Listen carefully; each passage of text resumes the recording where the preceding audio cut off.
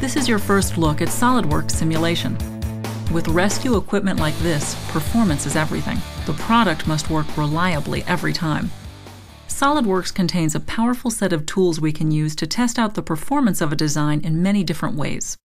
Two key areas that concern most designers are function and strength. Let's look at how SOLIDWORKS Motion and SOLIDWORKS simulation tools can help us evaluate these goals. We've seen how we can assemble our design in SOLIDWORKS, but how do we know it's going to function correctly? It's invaluable to be able to validate the spreader operation without the need to cut metal or build prototypes, like in the case of this sketch layout concept.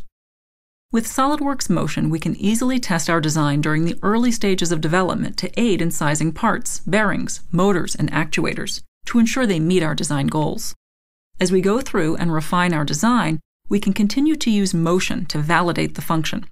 Here we have a test fixture to determine the piston force required at different jaw openings to meet a minimum spreader force requirement.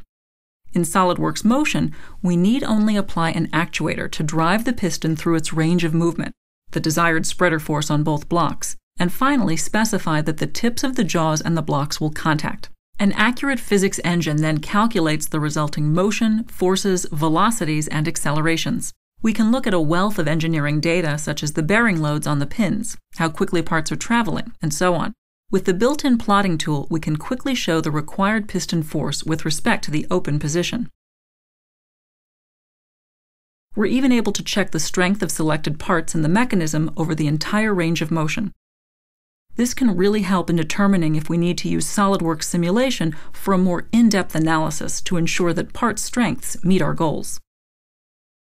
Let's now focus in more detail on the structural aspects of our design with SOLIDWORKS simulation. If we're concerned about parts failing, deflecting too much, or reducing weight, this is the tool for the job. Simulation can be used from the part level all the way up to the complete assembly to easily identify if the design will meet our needs. You set up the model just like you would when doing an experiment in the lab. We start by using fixtures to hold a part in place. We make selections just by picking on geometry. It couldn't be simpler. We then apply loads to test if our part is going to fail or deflect too much. Visual feedback on the screen makes it very easy to understand how we've set up our test. The checklist on the right-hand side makes sure that you have everything ready to test out your design's performance. After the simulation has run, you get immediate visual feedback on how the part is trying to deflect, which is great to confirm the test is set up correctly. It's easy to verify the factor of safety, stress, and deflection of the component. Simulation also allows you to look at many design variations very quickly with design studies.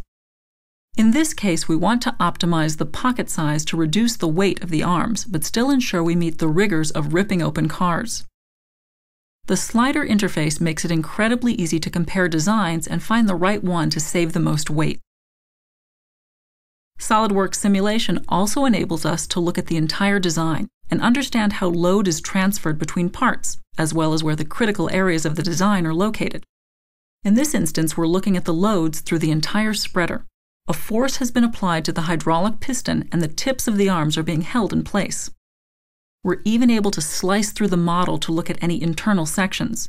Results update dynamically for immediate feedback. With SOLIDWORKS simulation, you can even look at vibration, heat, material yield, durability, and many other types of tests.